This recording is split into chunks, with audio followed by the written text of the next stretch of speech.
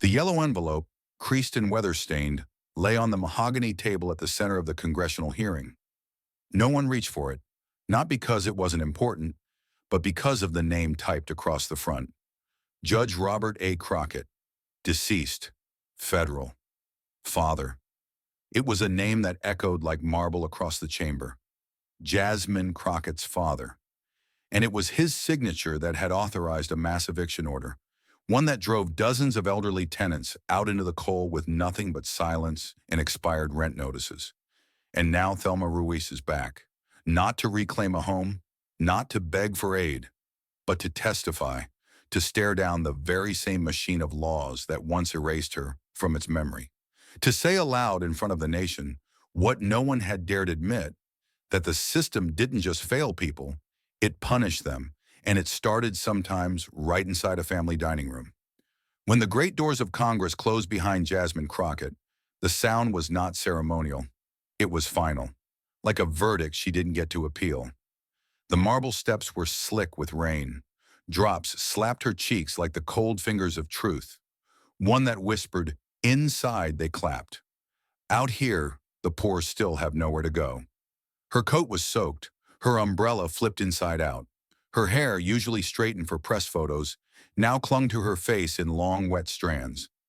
At that moment, Jasmine was not a congresswoman. She was a woman walking alone after shouting at a country that didn't want to feel. Hours earlier, she had stood on the floor of the House, voice cutting clean through the noise. They call it budget reallocation. I call it putting grandmothers in cars for the winter. Some had applauded, others averted their eyes, not because they disagreed, but because they couldn't bear to feel seen. Jasmine hadn't spoken for applause. She spoke for the women standing outside housing courts with bags of medicine, for her own grandmother, who once lined up at a community center at 72, squinting through small italic print on an assistance form she didn't know how to fill. Now walking through the rain, Jasmine turned into a narrow alley. Her phone buzzed in her pocket. Voicemail, texts, news alerts. She let them wait. Tonight she wasn't answering to headlines. She was following a pull, a memory, a wound. The Church of St. Mark still stood as it had decades before. Small, old, weather-beaten. The door creaked open with a groan like old bones. Inside, the sanctuary smelled of damp wood, melted wax, and prayers half-whispered and long forgotten. Jasmine stepped in slowly, her breath calmed. Her body ached in ways no protest speech ever could fix. She stood silently among the rows of pews, watching dust dance through streaks of stained glass light. The same pews she had once cried into as a college freshman, scared, alone, and ashamed of being different in a school that never let her forget it. She took off her coat, brushed wet hair from her face, and stood frozen. There, on the fourth bench, curled under a tattered blanket, was a small figure. A woman, still, not sleeping, but hiding. Jasmine almost turned to leave, not out of fear, but reverence. It felt like stumbling into someone's prayer in progress. Then the light shifted. It touched the woman's face, and Jasmine's breath stopped. Sunken cheeks, braided silver hair, and those eyes, half closed but unmistakably hers. Thelma, the woman who raised her, who bandaged her knees and braided her hair with ribbons, who vanished one morning without goodbye, when Jasmine was just 10. The woman Jasmine had spent a lifetime telling herself had left because she didn't love her enough to stay. She stepped closer, heart pounding like a child again. And then Thelma stirred. Her eyes opened, slowly, like a drawer long sealed. She looked at Jasmine, not with surprise, but with recognition so deep it made time irrelevant. A thin smile cracked her weathered lips. "You're all grown now," she whispered. Her voice was a gravel road, rough, but still music. "But they still sweep me out, like dust." That sentence struck Jasmine like a gavel. Final, unforgiving. She knelt, took the woman's hand, thin, cold, full of years and ache. No words came. None would suffice. An hour later, they sat across from each other in a late-night diner, steam rising from mismatched mugs. Thelma didn't rush her words. She never had. "I work 3 jobs now," she said calmly, tracing the rim of her cup. Morning cleaning office towers. Afternoon, I care for the elderly in Maryland. Weekends, I manage a laundromat. Been there so long, they let me wash for free on Saturdays. A benefit of endurance, I suppose. Jasmine swallowed hard but said nothing. And the apartment? She asked, already knowing. Gentrification, Thelma replied flatly. Fancy word for poor folks getting pushed out. They said they'd renovate. Tripled the rent. 24 years I lived there. Doesn't count for much now. Jasmine's throat tightened. Everything she had ever debated, every clause, every footnote in housing law, had reduced this woman to an anecdote. And now she sat across from her, not broken, but carved by survival. I can help, Jasmine whispered. Find a place. Cover rent. Whatever you need. But Thelma looked her in the eye, and in that look was something unbreakable. No, just that. One syllable. Solid as a brick wall. I don't need saving. I need remembering. I need to matter. Like a person. Her voice didn't tremble, but Jasmine did, because Thelma's words weren't just true. They were a mirror, and Jasmine finally was looking straight into it. Some conversations end with a promise, and some promises keep you up all night. That night, Jasmine didn't sleep.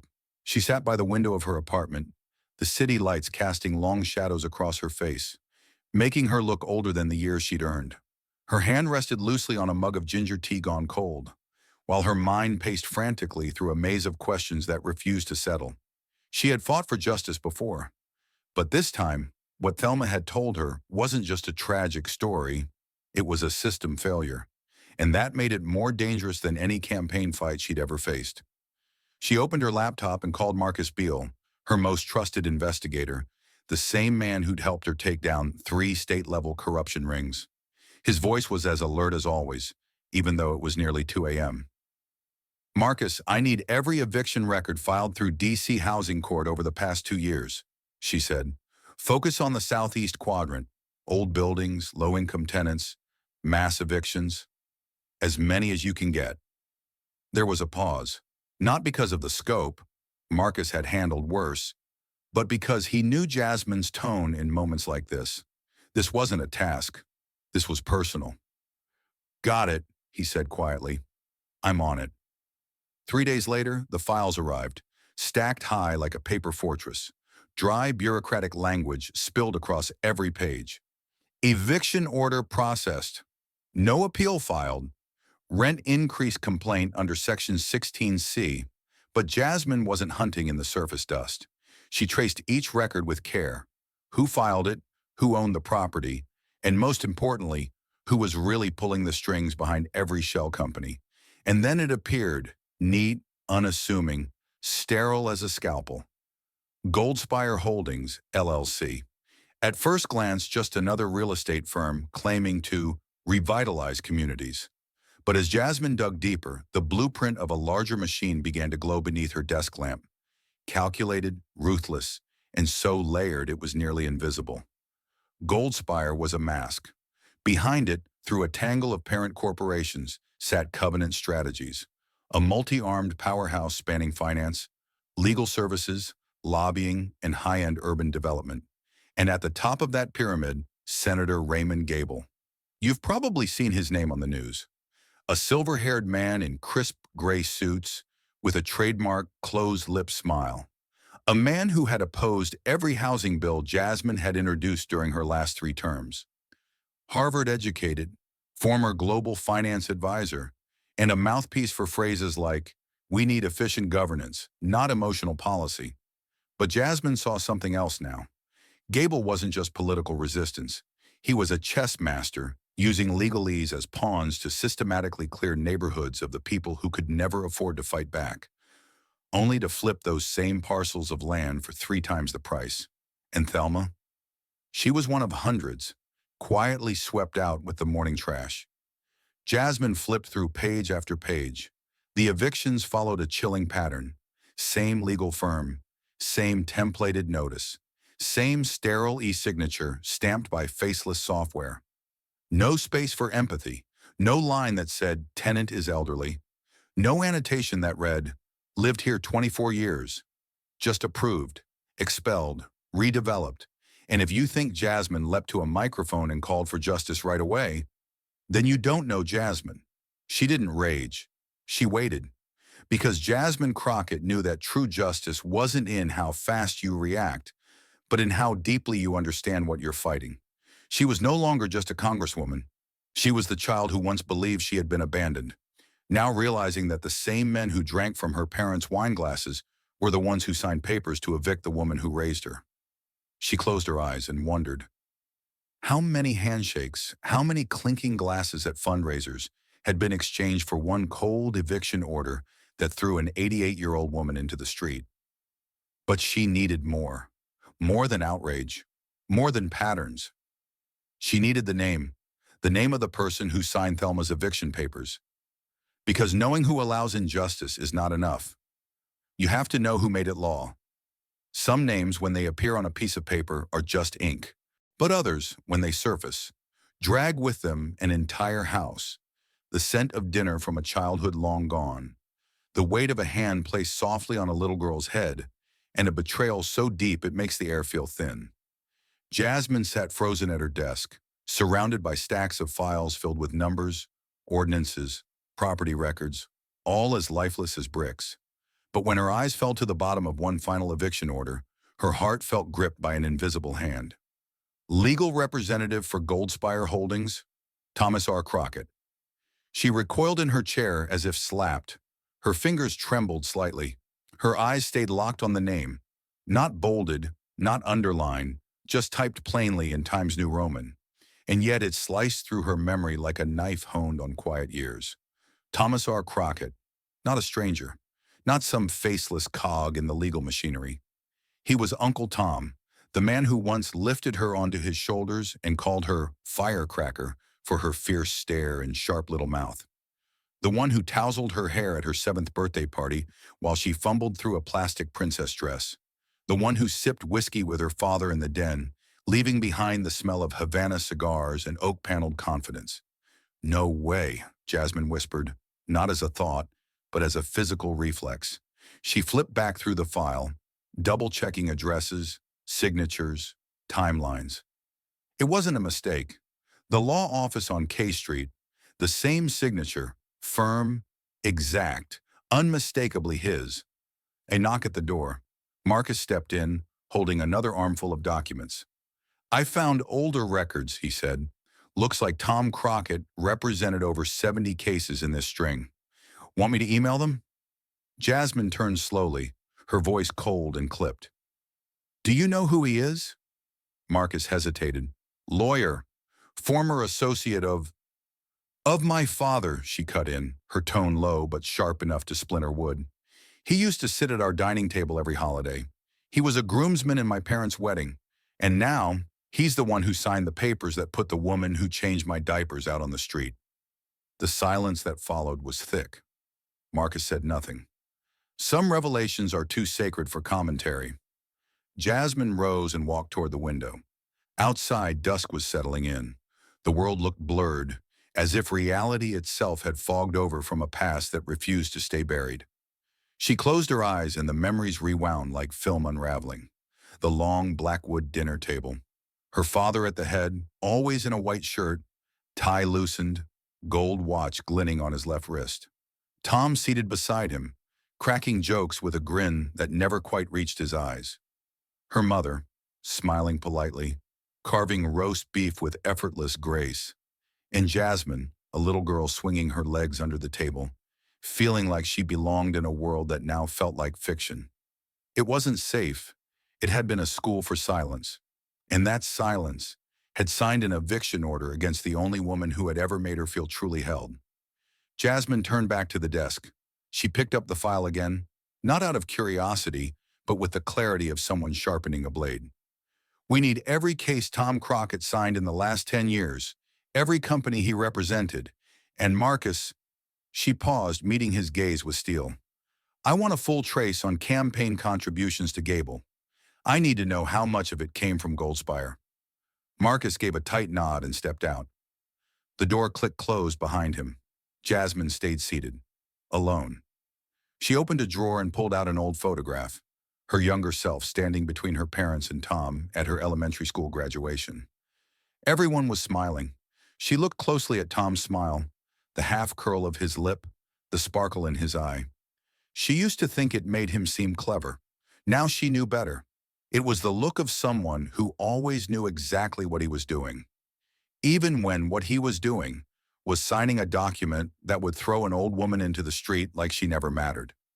Jasmine had thought she was used to surprises, but nothing could have prepared her for the moment she realized that her late father, federal judge Robert A. Crockett, the emblem of integrity in the eyes of the public, had been the original architect of the very system that enabled mass evictions, all under the polished name of urban reform. It began when she asked her investigative team to trace the roots of a policy known as Redevelopment Framework 94, a housing initiative that once caused a stir in legislative circles during the 1990s. The name itself seemed harmless, even hopeful. Words like urban renewal, infrastructure modernization, land use optimization. But when Jasmine reviewed the original draft, scanned from the National Law Library archives, her heart began to slow. Dozens of underlined passages, handwritten margin notes in black ink. Firm, slanted script she knew all too well. Robert A. Crockett, her father. The title of the draft? Transforming Poverty Zones into Asset Infrastructure. The phrase made her want to throw the document to the floor. Within the pages, he proposed flexible mechanisms for reclaiming properties in underperforming neighborhoods and redistributing resident density to maximize land value. Stripped of academic polish, it meant this: clear the poor to make room for capital. There were no mentions of people, just residential units, no references to support, only compensation at market rate. Jasmine slowly folded the document, her fingertips lingering over her father's pen strokes, as if trying to convince herself that he had actually written those words. He wasn't just a part of the machine, she murmured. He built it. She remembered the chess games they played when she was a child. He always opened strong, claimed the center, then patiently cornered her with pawns she never saw coming. And now it was clear, urban redevelopment was nothing more than a giant chessboard, and people like Thelma were sacrificed in the opening moves. Sitting alone in her office, amber light stretching across the wall, Jasmine closed her eyes. Something deep inside her, something too complex to be called anger, too old to be called grief, was quietly shattering. She had never idolized her father, but she had believed he was fair, even when he was harsh, that he was stern because he wanted her to be strong, that in the end he stood on the side of the law, the kind of law that protected the vulnerable. She had been wrong, completely. The law he upheld was the law he helped draft, a design intended to keep men like him seated in leather swivel chairs, while people like Thelma stood silently at the city's edge, forgotten by history. Jasmine walked to the bookshelf, where a few dusty folders from her father's years still remained. She had never dared open them before, but today she needed to look. She pulled one file at random. Inside, speech drafts, budget blueprints, internal memos, and beneath nearly every entry, Tom Crockett, legal counsel. Her stomach sank. This wasn't a system that spiraled out of control. It wasn't the byproduct of modern oversight. It was a blueprint, built brick by her father and his closest ally. Every budget cut to social programs. Every clause that allowed rent hikes without notice. Every pre-printed eviction form. Every red stamp marked processed. All of it had a prototype. And those prototypes sat in her father's drawers quietly waiting for the day they'd be unleashed. She leaned against the bookshelf, eyes closed. What came flooding back wasn't his lectures or his sharp rebukes, but a single memory, his voice, calm and absolute. Justice isn't a feeling, sweetheart. Justice is structured design. Back then, she had nodded. Now she wanted to scream, what kind of design ends with someone's grandmother thrown into the rain at midnight? Some doors in life don't need keys, only the courage to knock 3 times, and the hope that whoever's on the other side is brave enough to answer. Jasmine stood in front of her mother's old house, tucked quietly into a leafy corner of Southwest D.C., where the sycamores still whispered as if unaware that the rest of the world was unraveling under the weight of a political scandal. Her hand trembled slightly as she pressed the doorbell. not from fear of her mother's reaction, but from something deeper. She was afraid of hearing a truth she'd long suspected but never dared to name. The door creaked open. Her mother, hair silver and pinned in a neat bun, cardigan faded, eyes as kind as ever, looked at her with the calm of someone who had waited years for this moment. "Come in," she said softly, as if the silence between them had already said too much. The kitchen smelled faintly of cinnamon and forgotten apple pie. Once a sanctuary of warmth, it now hung thick with everything unsaid. Jasmine sat, spine straight, gaze steady. "I need to know what really happened with Thelma." The question dropped like a stone into still water. Her mother's fingers clenched the teacup so hard her knuckles turned white. "Do you remember that night?" she asked, eyes drifting into the past. "You were 10. We had roast chicken. You spilled the gravy on your dress." Jasmine nodded slowly. A faded memory surfaced. Silverware clinking, her father's jaw tightening. She'd carried it for years, blurred by the soft lie. It was nothing, just a bad night. Her mother inhaled, then spoke, her voice thin and trembling. "He hit you, not a slap on the wrist, not a scolding, a full slap, right in front of me, and in front of Thelma." Jasmine froze. "I screamed. Thelma stood up, pulled you close, and said she was going to call the police. He laughed, told her no one would believe an old black maid over a federal judge. Then he walked out of the house like nothing had happened."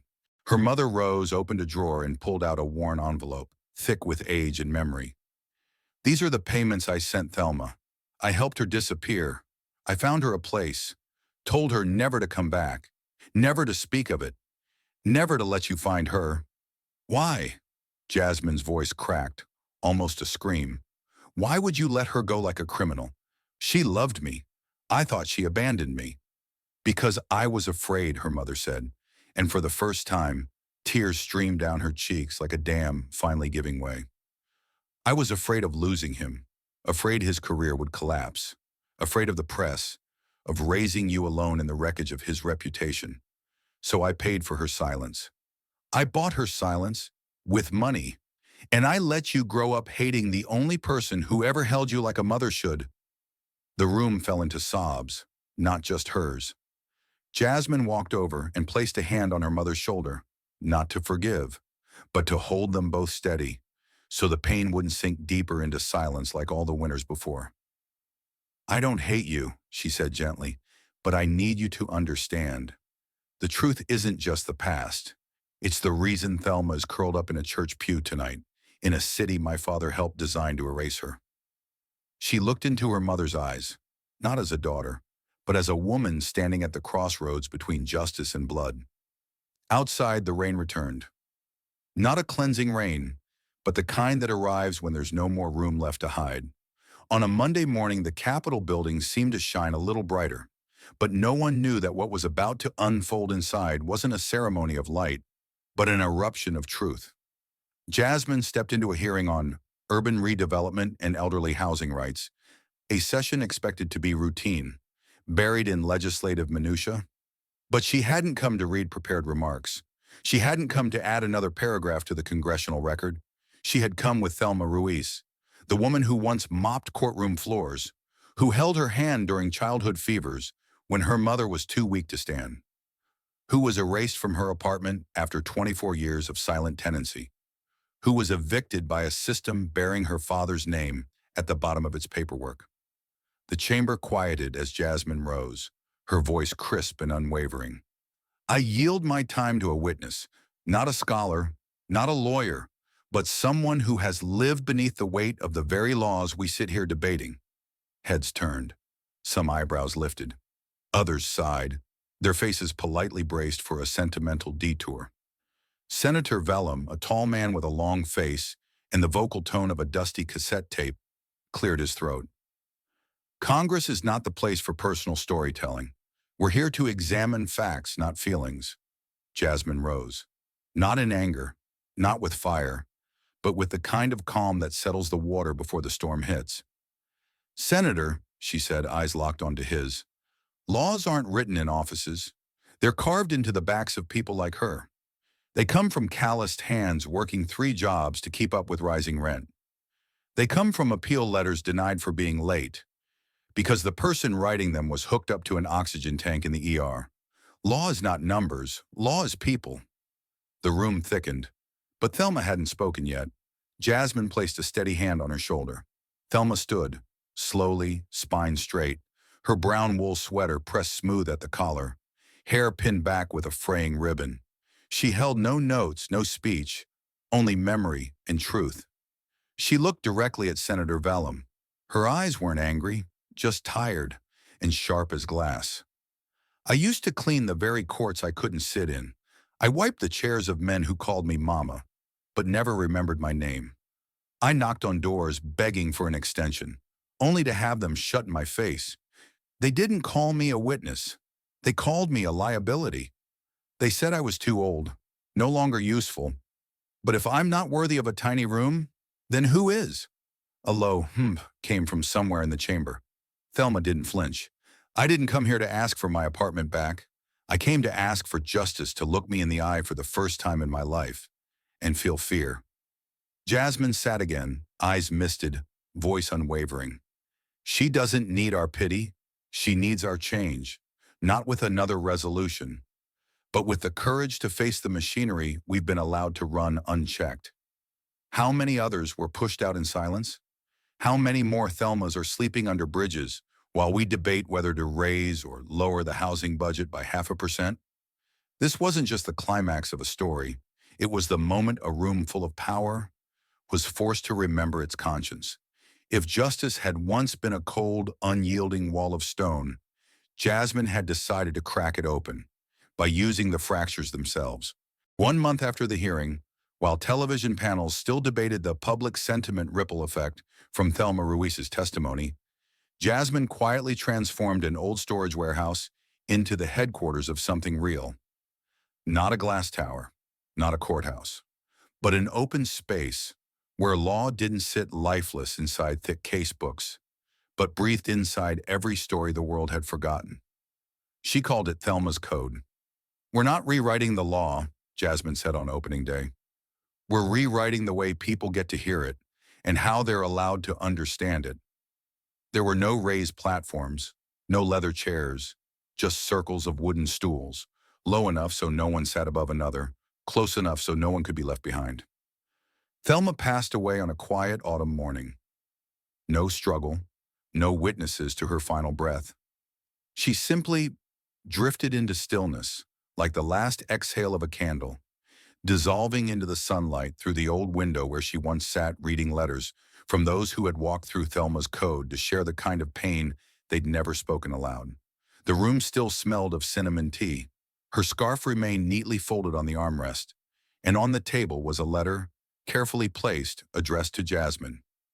The funeral was held at the same church where Jasmine had once sheltered from the rain, and where, 30 years later, she found Thelma again.